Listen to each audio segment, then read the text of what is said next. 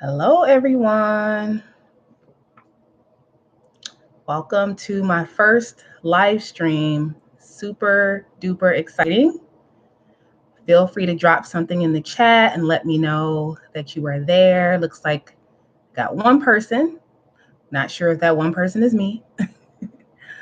Regardless of who's on the live chat, I will be delivering this message about Black women, emotional and disordered eating. So I'm going to give it a few moments.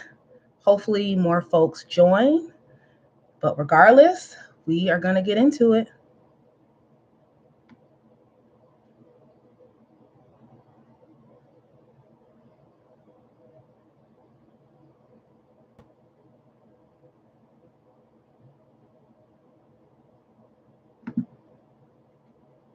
Welcome. Feel free to drop a line in the chat if you're with me.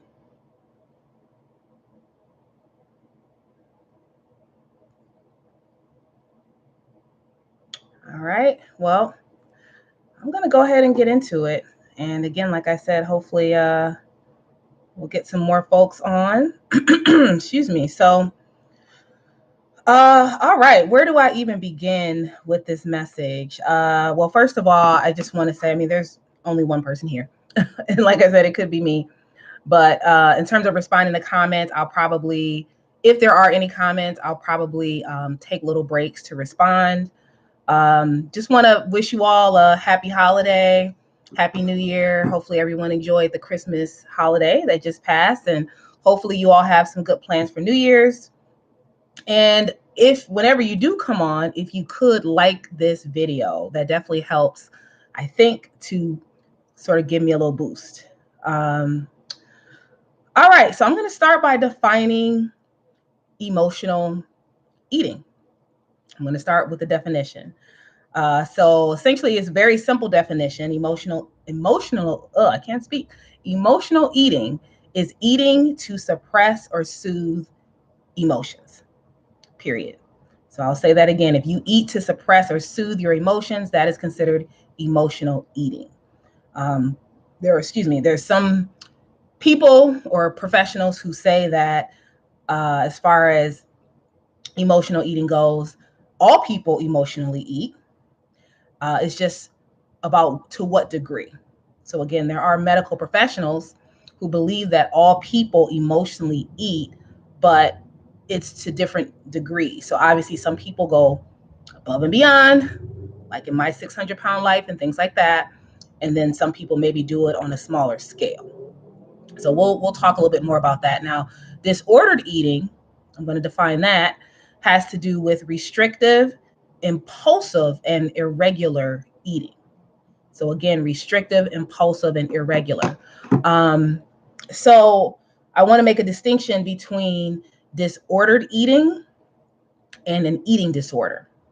So to use myself as an example, I have personally struggled with disordered eating, again, either restricting, being impulsive, or very irregular with my eating habits. However, I have not been diagnosed with an eating disorder. So those are two separate things there. And they say that 28.8, so almost 29% of Americans will have an eating disorder in their lifetime. So I'll say that again, about 29% of Americans will have an eating disorder in the course of their life. That's a big, big number. Eating disorders can also be a symptom of another coexisting disorder. So what I mean by that is, for example, if you have like anxiety disorder, oftentimes folks who emotionally eat, or, folks who are diagnosed with an eating disorder struggle with something else. So it could be depression, it could be anxiety, but the eating or the overeating or the disordered eating is typically a symptom of another problem. So I wanted to highlight that as well. All right, so I want to talk about my 600-pound life, And if anyone wants to out themselves and and say if they've if they watched the show. I know at one point I used to watch the show religiously.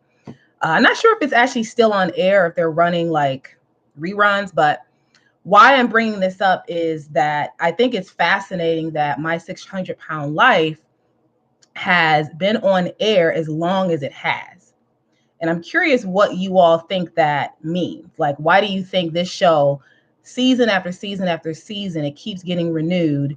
What does that say about us as people, as Americans, that we love to watch something like that? And what I think is that with My 600-Pound Life, similar to what I just said, if you pay attention to that show, and like when they actually talk about the stories, when the people, the 600-pound individuals, when they share their story, oftentimes they're sharing a story of trauma.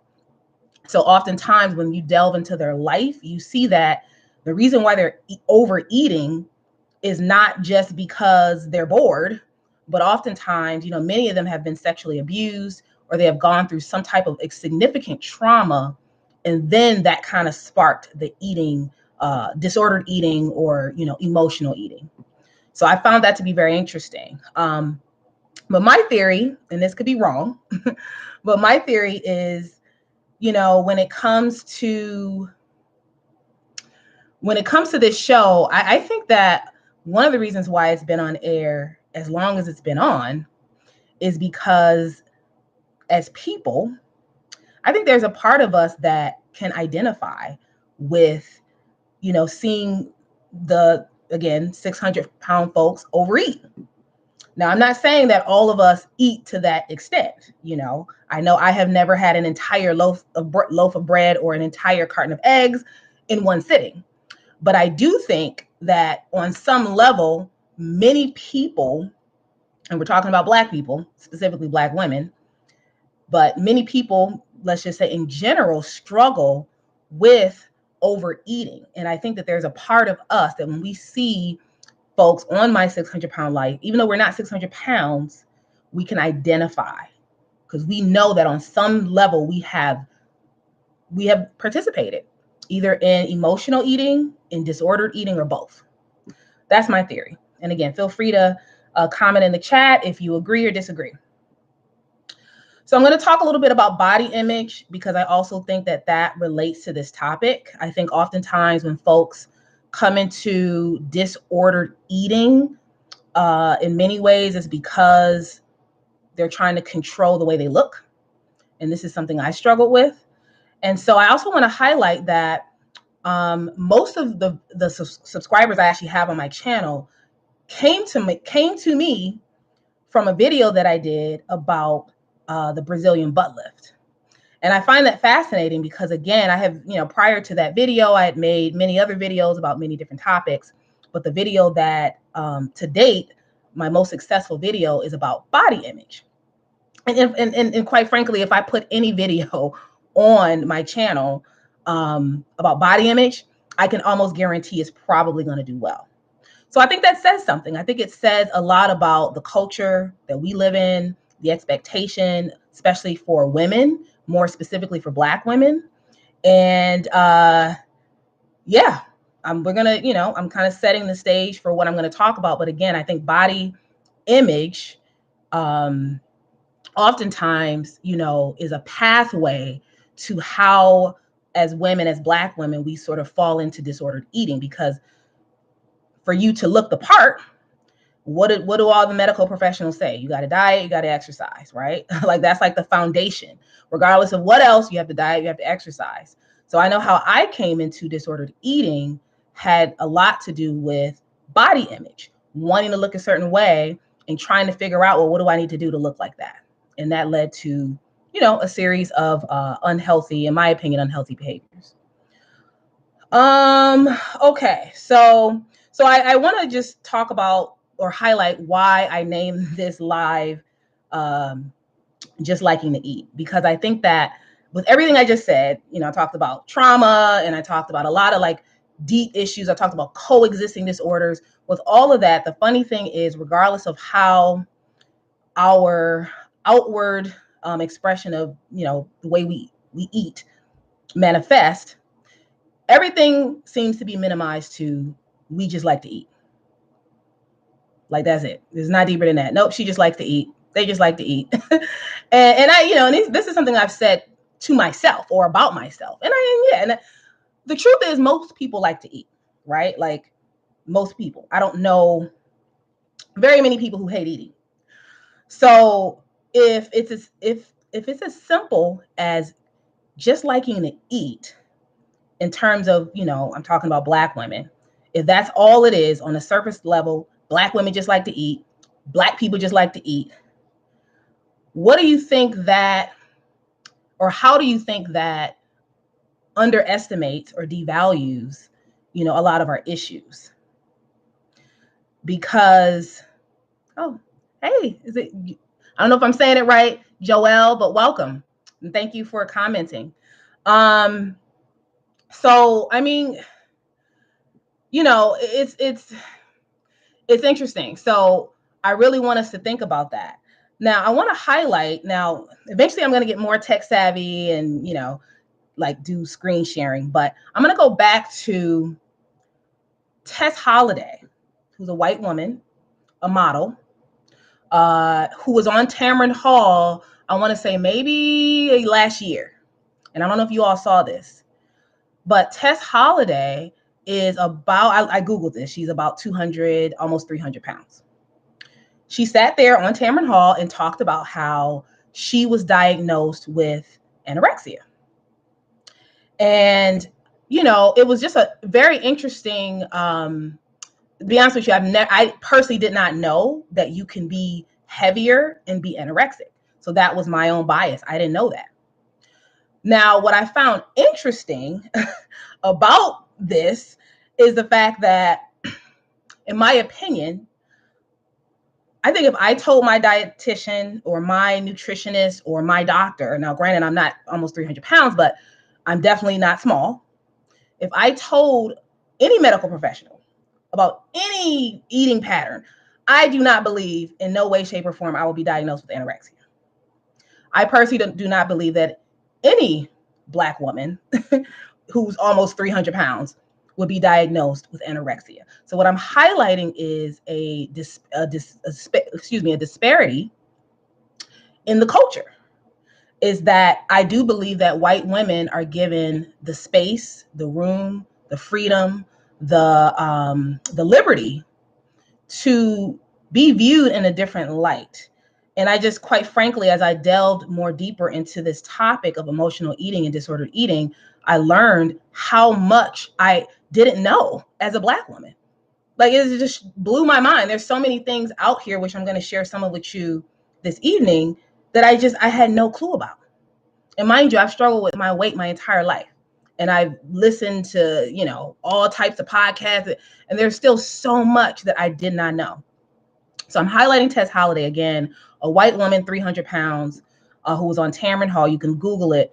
And this live stream will be available on my channel, and I'm going to link, put some links in the description box, so you'll be able to see it that way. But yeah, so this is deep. All right. So again, feel free to comment, you all. Thank you for liking the video. Please continue to hit the like button. It helps. And again, please comment. I would love to interact with you all. And again, like I said, I'll probably be checking the chat periodically. So, all right, where do I want to go next? I'm going to talk a little bit about health at every size. Health at every size. If you all have heard of the health at every size movement, feel free to, say you have heard of it in the chat. This is something that is brand new to me. And again, like I said, as a Black woman, there's a lot that I just have never heard of and I'm not aware of. So I just recently finished the book. The book is by Linda Bacon. She, I believe, is a white woman. And she is actually not a plus size woman. She is what they consider, I guess, straight size woman. But essentially, I guess the way I can kind of condense health at every size is about intuitive eating. So it moves away from diet culture and moves closer to this idea that no matter what size you are, you can be healthy. And again, this was a new concept for me. Like, I'm used to the same narrative that many Black people are used to, is that, you're too big, your BMI is too high, you need to lose weight, you need to be this size, you got to get down to this, you know what I mean? And that is all I ever heard of. Now, one of the things I can say, hi, Kenyetta. Yes, thank you. So you have heard of health at every size. Yes, thank you for commenting. So again, so most of my life, you know, again, I just was like, okay, I'm too big. You know, it's like I gotta figure out what I need to do to decrease my size, because no one had ever. Now, mind you, I don't have the date, but this health at every size movement has been around for a minute. So anyway, also want to highlight a podcast. If you all listen to podcasts, this is something I've been delving into lately, called Food Psych. So if you have heard of the Food Psych podcast by Christy Harrison, by all means, please let me know in the chat. But this is a good stuff. And Christy Harrison is a white woman. Again, I believe she's considered, you know, straight size, meaning she's like not plus size or, you know, whatever. But she does a really good job. Excuse me. Her entire podcast is about the topic of intuitive eating and health at every size. So she brings on guests on the podcast, and what they do is they talk about their stories, about their weight, and how they came into embracing health at every size. Now, one of the reasons why this is, like, I was so shook when I heard of this, is because I felt like I spent I'm not gonna say my entire life, but a pretty good portion of my life agonizing over my weight and yes, emotionally eating on the flip side, and having disordered eating patterns, which I'll get into a little bit more later. And I didn't realize that there was a whole community of women, mostly white women, who were embracing, you know, now this is real quick, this is different than like body positive. So I know that there's a body positive movement. A lot of these things are newer movements, but health at every size, how do I explain that? I guess it's a little bit more medical, you know, like it's, there are some doctors, not a lot, but some doctors who are familiar with it and, you know, whatever. So again, these are just things that I wish I knew earlier, because I'm like, oh, okay, this is the thing. So anyway, I wanted to highlight this because what I'm trying to do is show you that as Black people, specifically as a Black woman, there's just information that I just feel like was not available to me, or maybe I didn't look hard enough, but no one ever told me about it.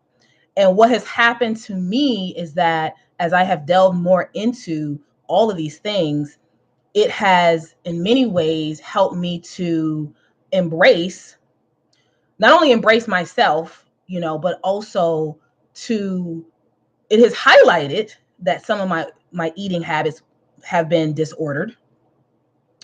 And it also has highlighted the emotional eating that I have, you know, undergone as well. All these things are kind of, you know, because I think a lot of times in our culture, we will pacify unhealthy behaviors as normal.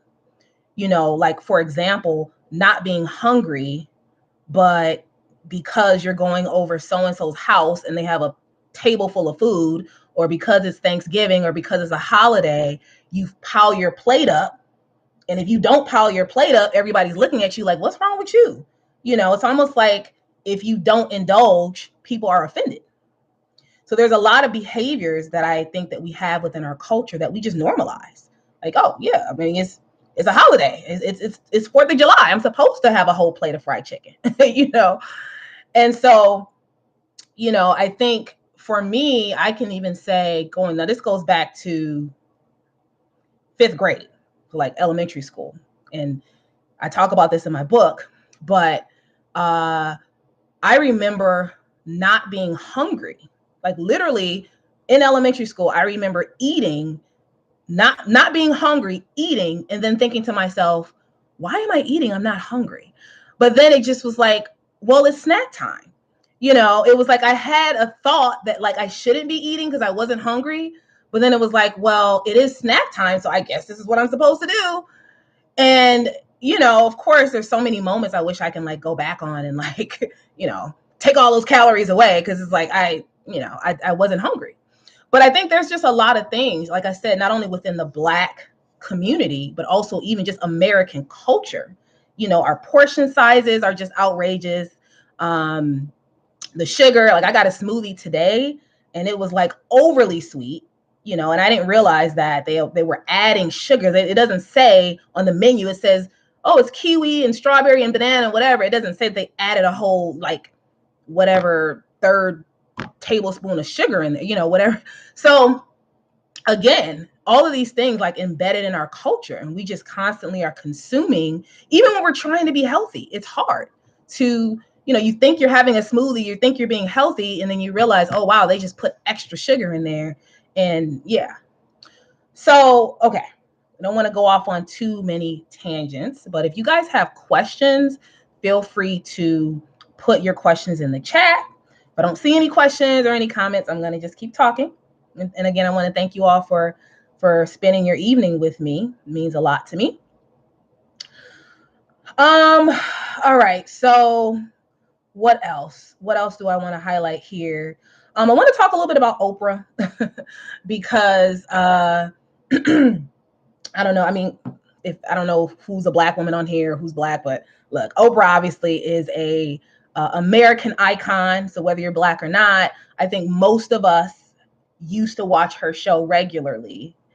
And what I'll say about Oprah is that for me, she was the first Black woman who I ever heard or saw speak openly about emotional eating. And even though I know Oprah is, criticized for various different things, one of the things I honestly kind of take my hat off to her about is the fact that she was brave enough to speak about it. And again, as a Black woman. Now, one of the things I didn't care for regarding Oprah is the fact that she would do it when she would talk about emotional eating and she would talk about her struggles with weight. It was mostly self-deprecating, right? Like, I think there's a way that you can talk about your struggles without sort of painting a picture that, I'm trying to think of an example, but I remember there was a show she did and the entire show was about how she was pretty much like a failure, and she would say, like, I have money and I have all these things and I just don't know why I can't stop eating. And the truth is, and this goes back to health at every size, this is just my opinion. Now, before I say this, I'm not a doctor, I'm not a nutritionist, I'm not, a dietitian or nothing like that. But I just personally, as my grandmother used to say, do not believe everybody was meant to be small. I don't. And I think Oprah is one of those people, right? I don't think she's meant to be small. Because if you would have paid attention, because I used to watch her show pretty religiously. And if you would pay attention to when she got to be, I think she got down to a size 6. And she talked about what she did to get down to a size 6 and also what she had to do to maintain it. It was not sustainable. I mean, she literally would talk about how, oh yeah, I canceled all of my trips and I didn't go to this function, I didn't go to that function, and I just had to pretty much stay in the house. All of that to avoid food. And it's like, okay, that's not sustainable and that's not normal. Like, how long did you actually think you were going to be able to do that? So why I'm highlighting Oprah again is because I think Oprah has just been instrumental in the culture, in the American culture, as far as being a Black woman who openly talks about emotional eating. Please, if by all means in the chat, if you know of another Black woman who openly has talked about emotional eating, someone with as much, I guess, notoriety as Oprah, please drop that in the chat. I would love to know, and I would love to follow that person. Hi, Gino. So, and let's see here. You said just something I learned working in the behavioral field with eating disorders. There are those who exercise to stay below. Right, correct. Yes, some people definitely have to exercise a lot to stay below normal weight. And I haven't talked much about exercise, but that's something else I want to weave into this conversation. So, like I said, please drop it in the chat if you know of someone, a Black woman in particular, who has openly talked about emotional eating. Hi, Ange. You mentioned Pam Grier. Was it Bernadette Sands? Oh, okay. Yeah, the daughter on Good Times. Okay. Are these people that have talked about emotional eating? If you could give a little bit more context. But so Oprah, like I said, hats off to her. But at the same time, like I said, I think we saw publicly how she struggled with her own body image. And I don't know where she's at mentally now. I mean, I know she was promoting Weight Watchers and she's always kind of, promoted diet culture.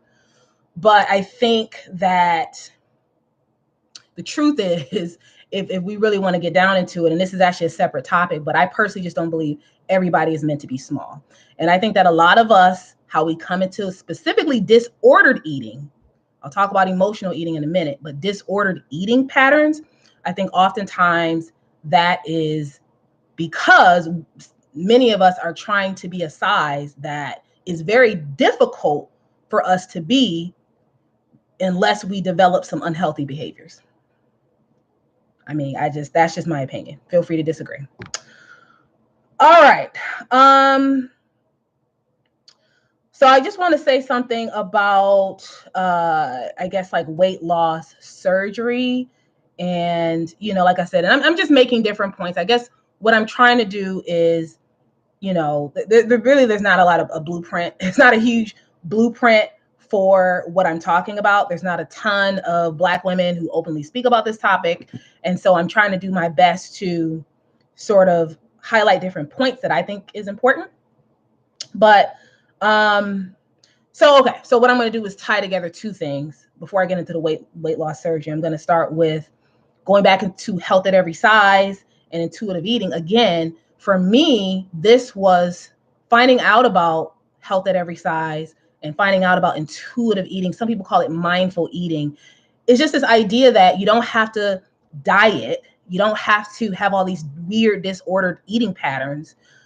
You can actually trust your body, and your body will tell you what it needs, and you give it what it needs. You stop when you're full. You don't eat until your stomach is about to pop or whatever.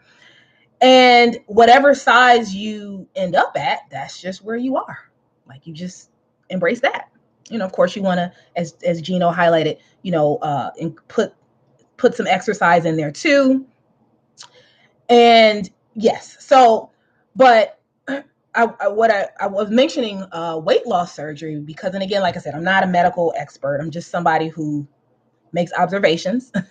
I know that, some people have undergone weight loss surgery. Of course, a lot of Black women have undergone weight loss surgery, which is completely fine if that is the route that they feel like they needed to take.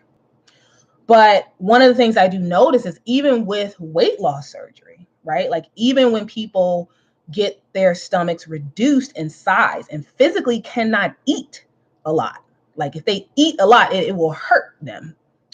If you notice, oftentimes many of the folks who have the surgery start to gain the weight back, not necessarily all the weight back, but they start to gain, some of the weight back over time.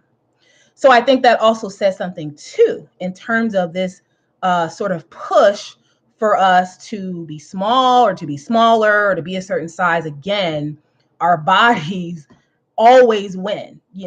Nature or genetics or whatever you want to call it always seems to win, or at least in most cases.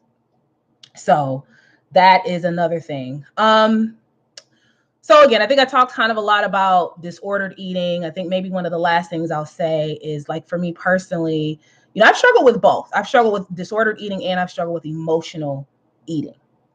So disordered eating, real quick, I think for me, how many people have heard of intermittent fasting or have practiced intermittent fasting?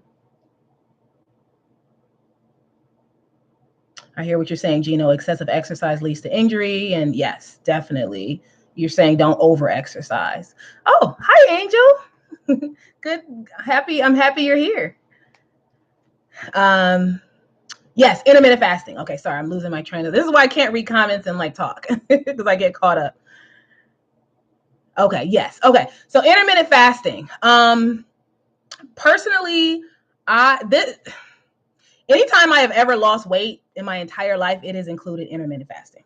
So that is, I believe in intermittent fasting. I think it is it can be a great tool to lose weight.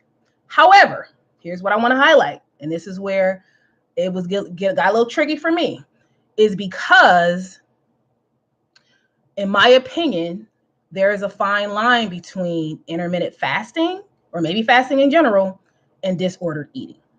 Is my opinion. Because for me, what happened was, now mind you, like I said, I have to take this back years and years ago. I haven't actually lost a lot of weight in a very long time. So, but going back to when I was dieting and kind of, I didn't know the term intermittent fasting. So it was funny that I was just doing what I thought I was supposed to do, going long periods of time and not eating. And then the goal really is for you to then eat a healthy, small meal, and that's how you lose weight.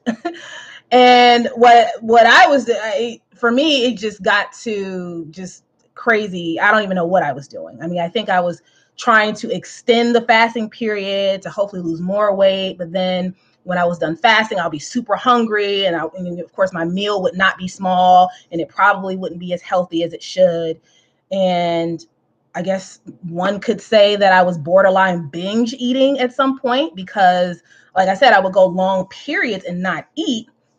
But then I would get really, really hungry, as naturally a person would do when they don't eat for a long time.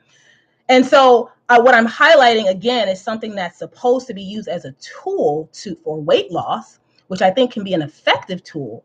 But in the hands or in the presence of someone like myself, or someone who may, be prone to like disordered eating, you have to be careful, because I think that there is a very fine line, and sometimes with intermittent fasting, I mean, if you're really, really doing it, I mean, they say you can do like, I think 16 or 18 hours with no food.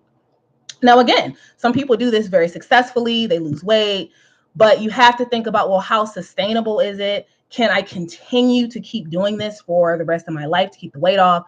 And then also, you have to think about, is this disordered? Like, am I intermittent fasting, or am I just being kind of like disordered? Because what happens is that when you deprive yourself, again, if you're depriving yourself for 15, 18 hours, most people, after not eating for that long, may not necessarily eat a salad. Let's just say that. Some people will, most people won't. So that's what I'm saying when it comes to disordered eating. And again, why am I talking about this? Why is this something that I'm even highlighting? Who cares? Well, because again, I think that it is very taboo in our culture to talk about this. I would argue that Black women have fewer safe spaces to speak about this type of thing. And again, when we do, we are often gaslighted, and the commentary is, oh, you just like to eat. Nobody wants to have an in-depth conversation about it. It's just like, oh, you just like to eat, point blank, period. So, all right. Sorry, I'm not watching the comments as much as I should. Gino, you're saying if you get weight loss surgery and you gain weight back, it's because you're not following the doctor's instructions. If you take too much sugar, it will. Okay, and that could be. I mean, that could be. But see, and this is something that I've studied, and I have not had weight loss surgery, but I'm not planning on getting it. But it was just something I was interested in and looking into it. It sounded like even if you are following the doctor's orders with the weight loss surgery, it is actually known within the weight loss community that it's natural and normal to gain weight. Like, I think a lot of times what you see when people first get the surgery is that they're on like a liquid diet. They're on a very, very strict diet in that first year. But after that first year, it's actually, and like I said, even if they're following the doctor's orders, people just gain weight. And again, not a ton. Now I agree with you, Gino. Definitely if you're all the way back to where you started, then yeah. But I think it's known by doctors that some weight is going to come back. And yes, again, Gino, thank you for highlighting. And that's another thing. Gino just highlighted, what do they call that? OMAD, I think, but it's eating one meal a day. And that is definitely something that I practiced. But again, there was a fine line between, am I just doing OMAD, Or is this like disordered? Because I'm eating one meal a day and, you know, I'm hungry. So, and then Joelle, sorry if I'm saying your name wrong. You said I had to fight against the culture to lose weight and get to a healthy BMI. Yes, definitely. Absolutely. Absolutely. Joelle also says, sometimes weight loss can be confused as an eating disorder, especially in a culture of food and sharing plates and a ton of excess. Yes, the stark difference makes it seem extreme when it's not. And okay, I said your name right. Awesome. Yes. So, and again, and I agree. It's this topic is one that there's so many directions I can take it. There's so much, and a lot of it is like knowing your body, right? Like there's no one way to be healthy. I think a lot of it is you kind of have to know your body. Another thing I wanted to highlight is going back to intuitive eating, going back to health at every size. Like I said, I don't know if you all were on the live when I talked about how the health at every size movement is a movement that I just learned about. And I was like, what? This, if I had have known about this when I was in elementary school, I don't know if it existed back then, but if I knew about it, wow, would have changed my whole life. But one of the criticisms about the health at every size movement and intuitive eating and all of these nutritionists and dietitians who say that you just need to embrace your natural, the quote unquote natural size, is that oftentimes these professionals are not, how do I say this? They're considered quote unquote straight size. So they're considered average size. They are considered they're not overweight, right? And so essentially it's really easy to promote health at every size when your size is average. It's like, oh yeah, I'm going to promote health at every size because I'm a size 8.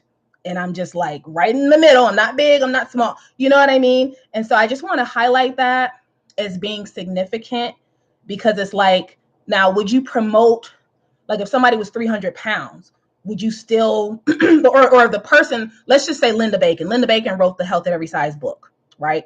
And she's kind of, I guess, considered the godmother of the movement. If Linda Bacon was 300 pounds, would she have embraced health at every size? Or would she have been more like, no, I need to lose some weight?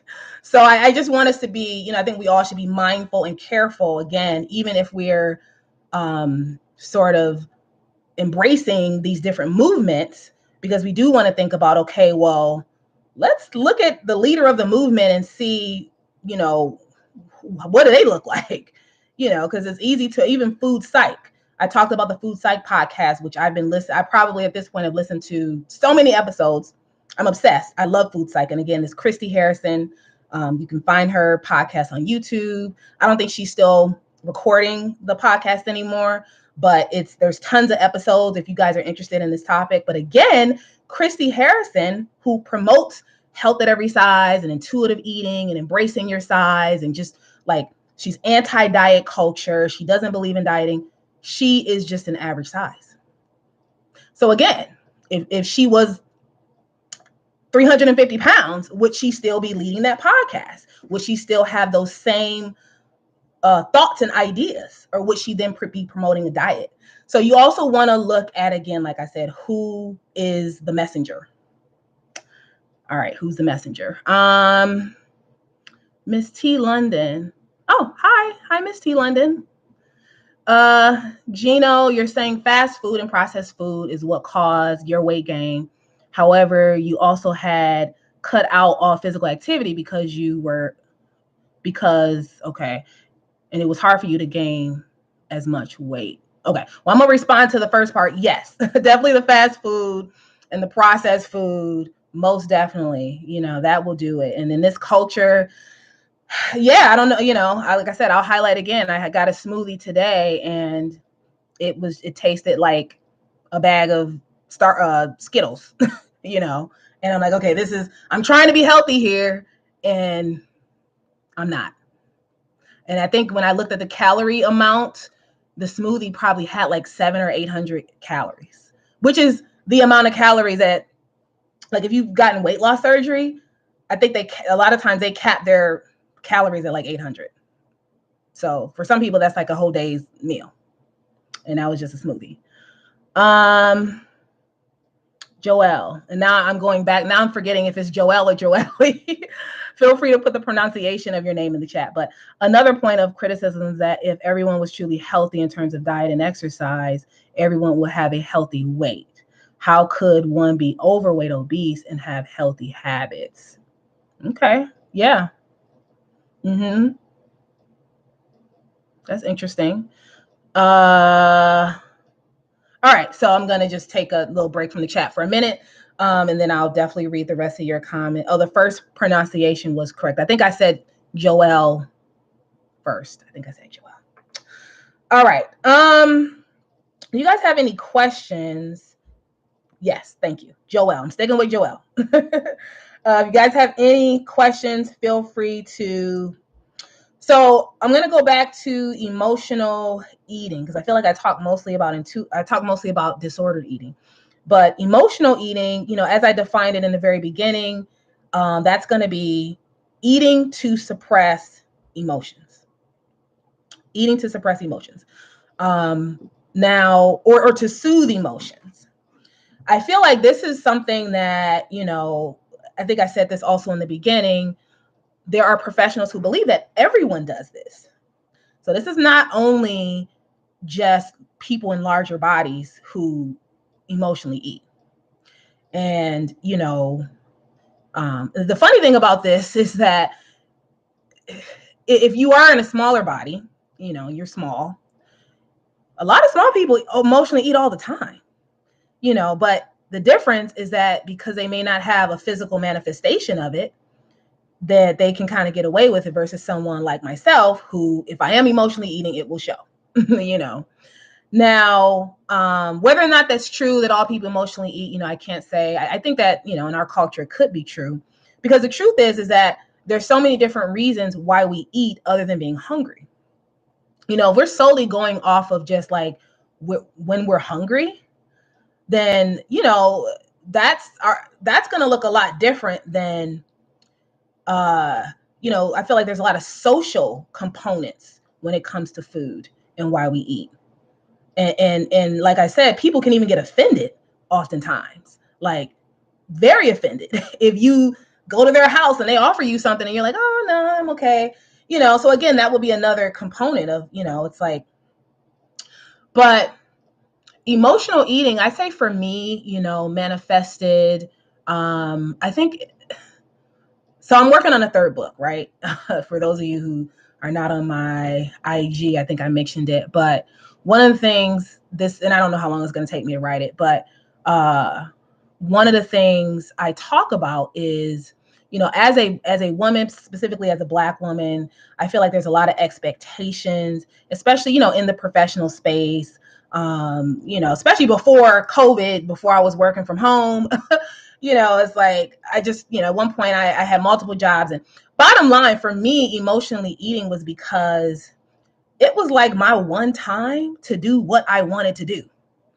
And it was just like, kind of me telling the world, well, not really telling the world, but within my own mind, kind of, I don't curse, but giving a middle finger to societal expectations and all the things that I have to do all day as a professional, as a mom, as, whatever other hats I'm wearing.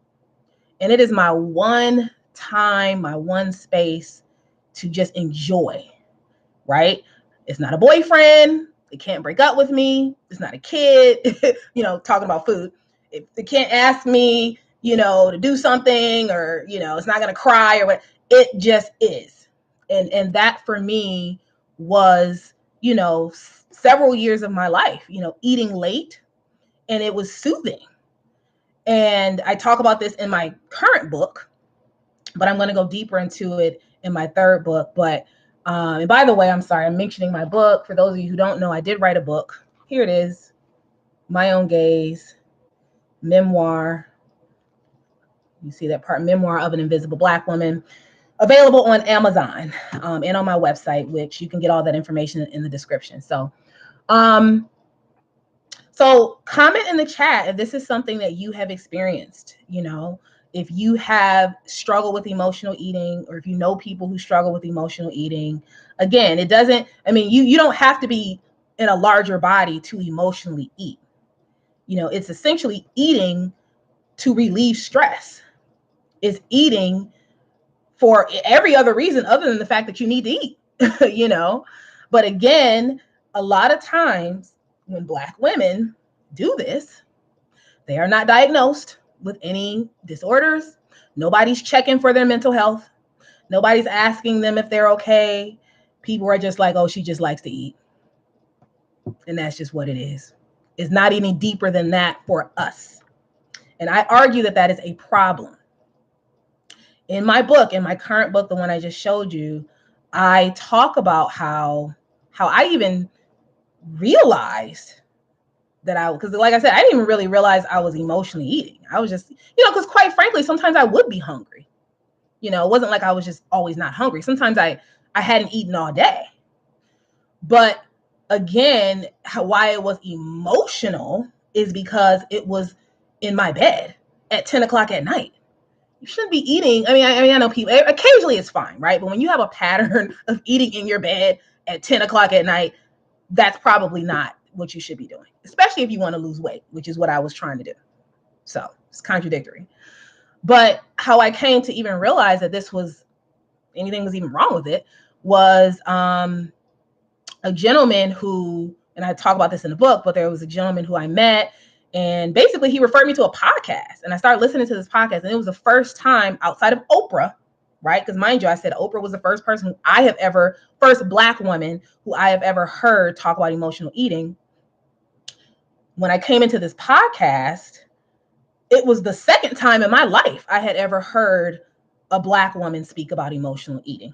And she was making the connection between being like a mom or a single mom and emotionally eating. And then it hit me like, wow, maybe I'm doing that, So anyway, okay. Let me go to the chat here. I think I missed some. All right, so Gino, you say, I like the idea of intuitive eating. Any bodybuilders utilize that as well as OMAD. That is true. Yep, I do know that. Joelle, I get weird looks when I don't want to eat fast food when going out with friends. I bring a sandwich from home, cheaper and healthier. Yep. But then they ask if I have a disorder. Huh. Interesting. Gino, my girlfriend has had the weight loss surgery 2 years ago, and she is still losing weight, but she also does cardio too. She cut out sugars and eats very small meals. Absolutely. Focuses on protein. All right, Miss T. London, I work in the fitness industry as I am guilty of emotionally eating.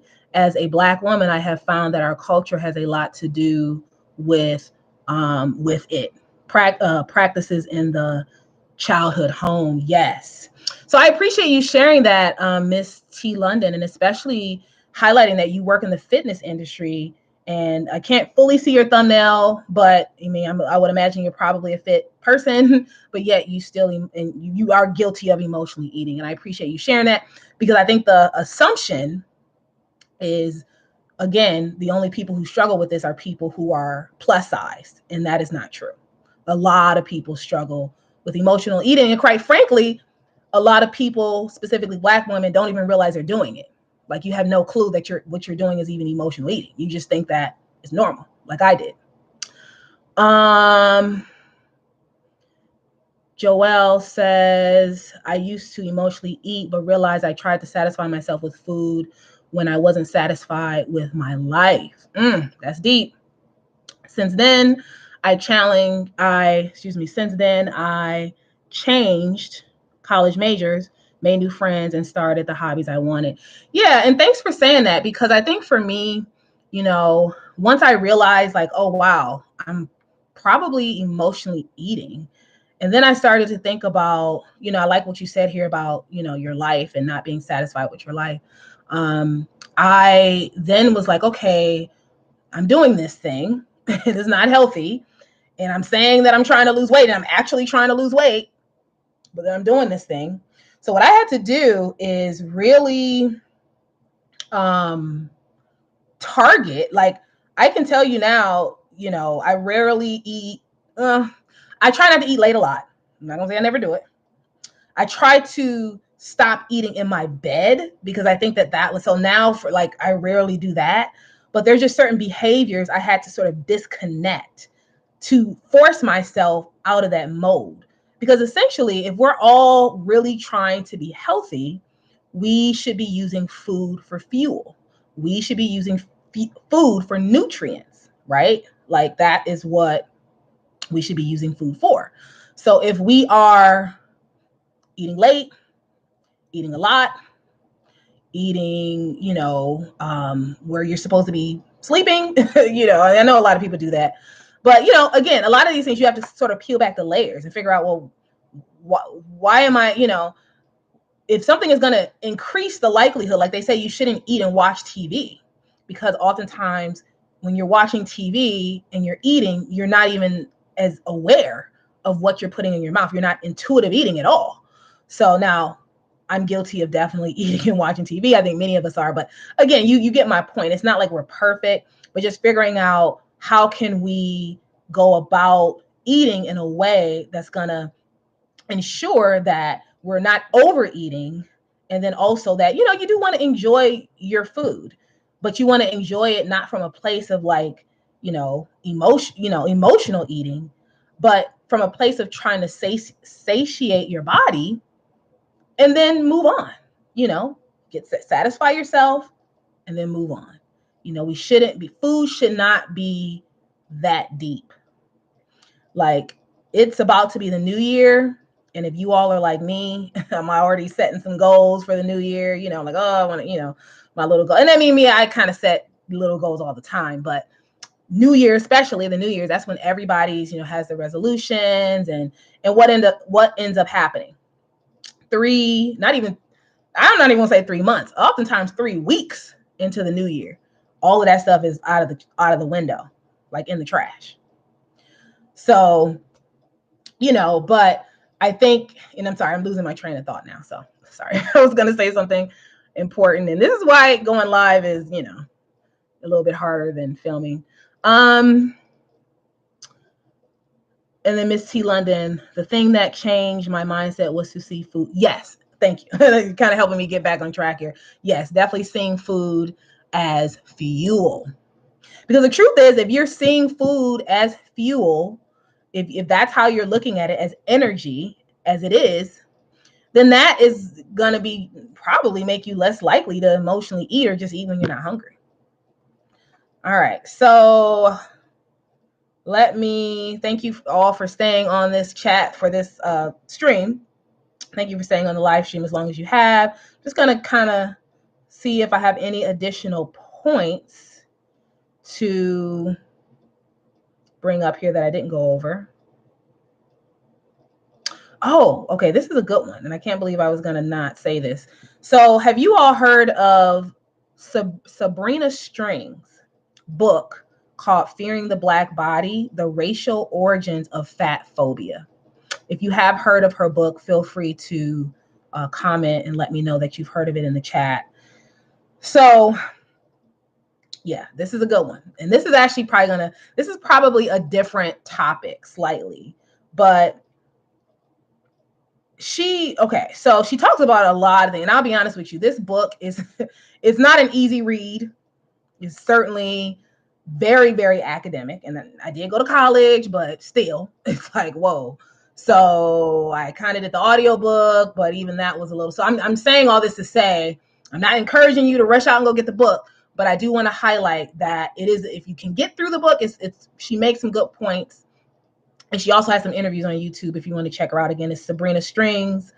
But her argument is that fatphobia is rooted in racism. And I'm not going to get too deep into that because it's a little slightly off topic.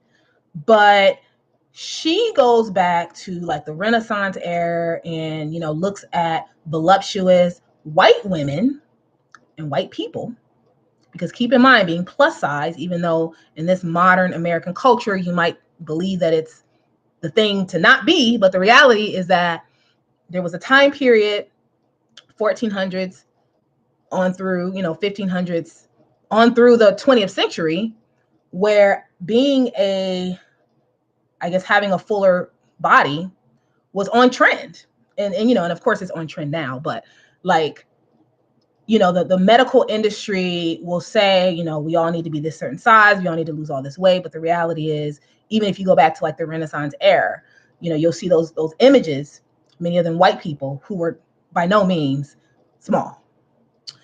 But anyway, she talks about sort of the evolution of how like being, I guess, plump, so to speak, was at one point considered a good thing. And then sort of how that evolved once the slave trade came about, the evolution of how like all of a sudden when Black people came on the scene, it was like, oh, no, we're going to change the narrative. We, being voluptuous is not good, because look at the Black people. They're voluptuous and they're, inherently, bad people. So anyway, and I'm probably not doing it justice in terms, she really breaks it down academically. But, why am I highlighting this? I'm highlighting this because, again, like I said, a lot of times, when it comes to issues with food, a lot of this goes back to body image. And like I said, us wanting to look a certain way, and in many ways wanting to be on trend, wanting to keep up with the culture. And many of us are not even aware that what is considered, I guess, normal now, like a normal size, back then would have been like extremely like underweight. Like what doctors say that we should be to be within the BMI standards or whatever. Back then, and when I say back then, we could go, like I said, you can go Renaissance era, you can even go early 20th century.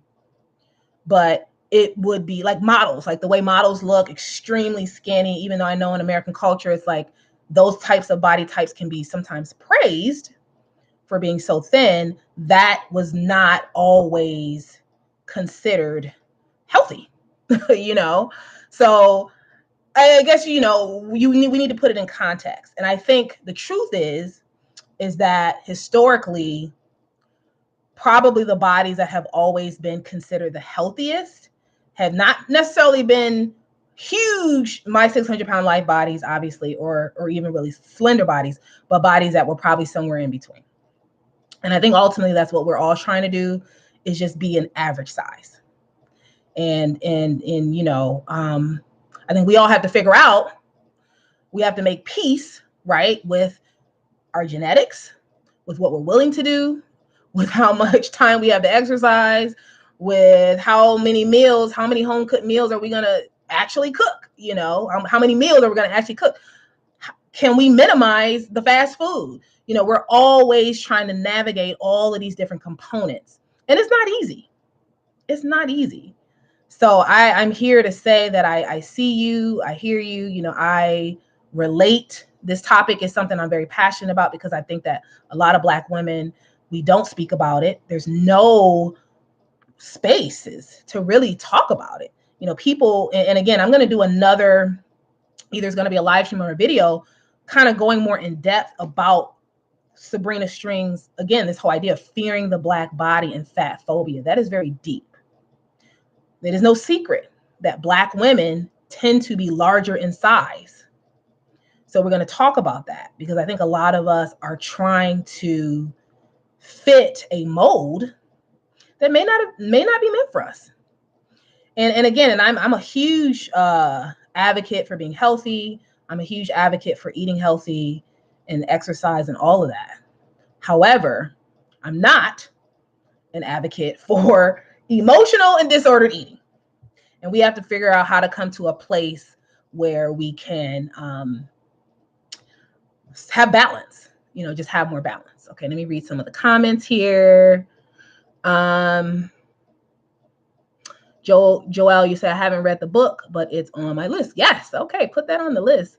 I usually don't do self-promotion, but I have a podcast. Okay. Go ahead and do your self-promotion. You have a podcast called A Future for Us on Spotify, Apple Podcasts, Google Podcasts, and more. I'm going to definitely look you up.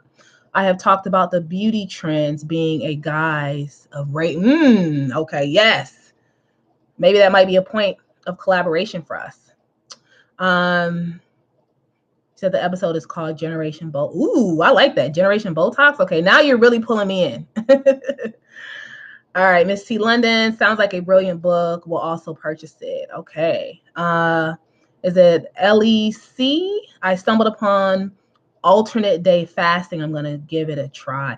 Oh, I'm so happy you mentioned that. Oh my gosh. So yes, I've considered alternate day fasting. Whew. Yeah. See, and this is why I know, I probably still have some issues with food, because just the thought of not eating for an entire day it's one thing to be like, okay, I'm going to do this fast and it's going to last 3 days or whatever, and then it's over. It's another thing to be like, every day for as long as I want to maintain this weight, I have to not eat, or not every day, every other day I have to not eat. I was terrified.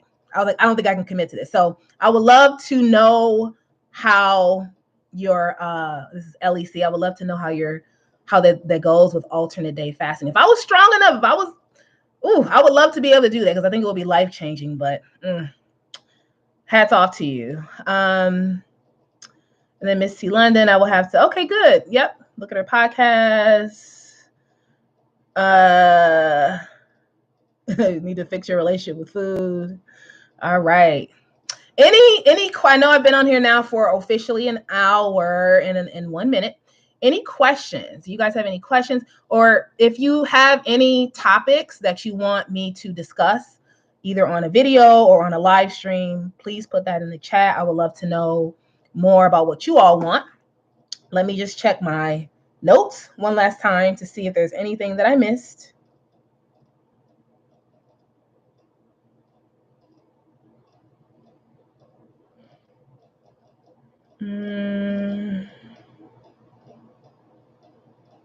I think, yeah, I did mention something. I'm seeing something in my notes that I didn't say, which I don't know if it's important to say, but it's about set point. And so if you're really, really into it. And again, this is something that I just learned about, but our bodies have a set point. And what happens is that our bodies get very comfortable where we are. And so when we diet and when we, exercise and do all those things, it's really to sort of force ourselves away from the set point if you're trying to lose weight, or I guess if you're trying to gain weight too. And so, yeah, I mean, again, why am I guess I'm just highlighting that because, again, when you think about disordered eating, for me, it was getting on the scale, seeing that the scale did not move very much, and figuring out, what do I have to do to get that thing to move? And trust and believe, I have done some things. Okay. So when I say I have not been diagnosed with an eating disorder, I don't believe I have an eating disorder, but I have definitely struggled with disordered eating. And I didn't understand set points and that, from what I have learned, it's our bodies, and again, this is debatable, but some could say that they believe that our bodies have a natural weight, and a weight that you're going to always kind of feel more comfortable at. But however you want to interpret it, I mean, some people don't believe in that. They just believe you could be whatever size you want to be. You just gotta eat the way you need to eat to be that size. I don't necessarily believe in that. I do think our bodies have a natural weight, a comfortable weight. But whatever it is, we have a set point. We have a point where our bodies is no, right here, this is where I want you to be, or this is where you're most comfortable. And if you want to not be that, you have to work hard. Assuming that we're talking about weight loss, if you want to move 20 or 30 pounds away from your set point, yeah, you're gonna have to put the work in, and it's not easy. And so I just wanted to highlight that, because I feel like for me, that's how I came into disordered eating, was fighting with my set point, right? And I remember, I'm not gonna say my weight, but I remember a time when I was smaller. To maintain that, it took everything in me. And I would weigh myself every day or every other day. And I could eat not even, something normal that people would consider just a regular, not anything super unhealthy. I wasn't eating a lot of fast food, but it didn't take much for that scale to move up, And like I said, so this whole idea about the disordered eating came from I had to push it back down. Nope, I had to keep, and it was like I was fighting with myself. So anyway, but I don't know if you all like feel this way ever, but definitely I have had my struggles for sure.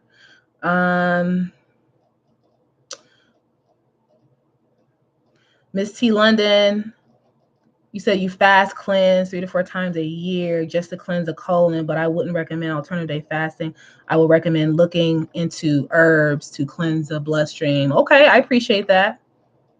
Yeah, I appreciate that. Yeah, alternative day. Woo, like I said, hats off to whoever can do that. But that, it just doesn't seem sustainable because, of course, like the one day that you're fasting is like the day that somebody's like, oh, let's go to happy hour. And I don't know. So you can just definitely not end up not working out sometimes. But, and I think the last point, and then I'll probably let you all go, is aging. So here's another. Now, this doesn't really have to do with emotional eating as much, but more so like disordered eating or just fighting with your body or fighting with your set point, is aging. Y'all. Okay, I'm 40. I don't know however people are 40 and up or close to 40, like mid 30s, but I know when I turned 36 is when it was just like, what in the world? Now, and I know I told a lot of stories about issues with, like I'll probably make it sound like I spent a lot of time just like pigging out in my bed or whatever. But the truth, I mean, yes, I did. But the truth is there were stints, like really long periods of my life where I was, I thought I was trying to be pretty on top of it and do all the things and the exercise and the eating healthy. And when I turned 36, it was like, no matter what I did, that scale, not only was the scale not moving, okay, I'm not going to say it was going up. It just wasn't moving. Like it was harder. And it's funny because the things that I could do in my 20s where I knew I would get results, it's like, oh, okay, I'm just going to not eat for like, or I'm just going to, like the disordered stuff that I would do in my 20s to lose weight, it didn't work in my 30s at all. And it definitely doesn't work now. Okay. So it was, it's frustrating because, obviously I don't, disordered eating is not something I should be doing or desire to do, but it was kind of nice to know that, well, I can be, I could be a little disordered and get results, when now it's like, oh, I really gotta like get on a program or something. Hi, Jazz, 36. Oh goodness, I'm almost there. Well, yeah, I'm not gonna wish that on you. Maybe, you might have a little longer, but for me, 36 was like, and it was also like, well, it might be giving too many, maybe too many details, but the truth is that, the midsection is where they say as you age, you're going to, gain more. And that was like, I never, even though I've always been a plus size woman, I never actually struggled very much with my midsection until 36. So I'm here to tell you, I don't know. I think most of my subscribers, I looked at this, you guys are somewhere between like 30, well, I think like, 30 and maybe 50 or something like that. So if you can understand what I'm saying, it does not get easier. And the desire to have disordered eating patterns sometimes can get worse, because whatever you were doing in your 20s, missing a meal here and there and losing 5 pounds, that does not work at 40. Trust and believe.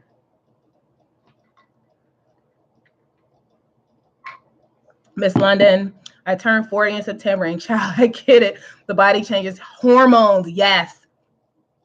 Got to lower your salt levels. I did this by looking at the seasonings I was using. Yes. And I have been working on that too. Absolutely. Jazz, thank you for being real about this. Yes, Jazz. I gotta keep it real.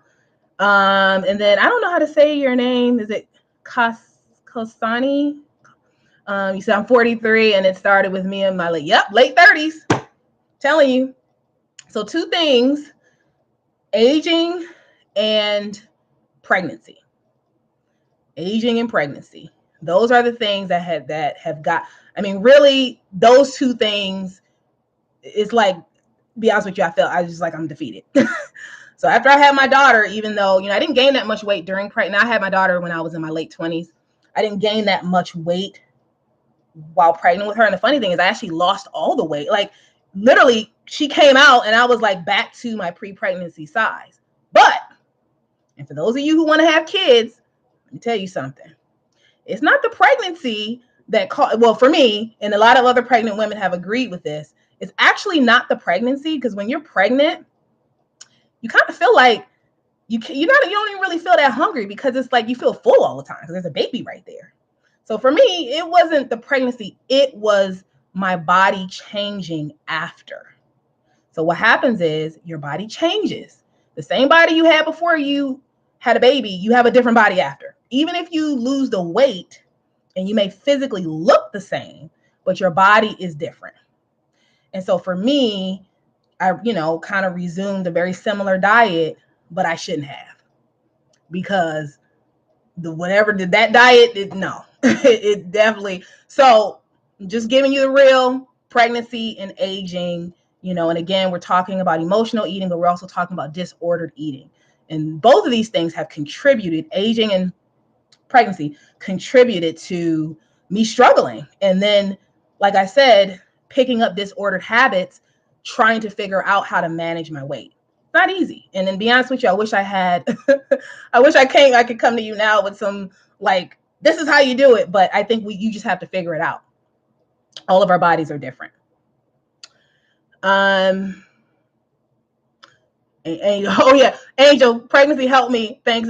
Yes. So my good friend Angel, that is true. There are some women who, I don't know, but they lose a ton of weight in pregnancy and they keep it off. Shout out to Angel. But that Angel does not happen, I would argue, with most women. But you look absolutely amazing.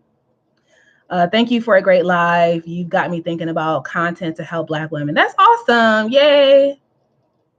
Yay. All right. Well, do you guys have any questions? And like I said, any topics, that you would like me to cover in the new year?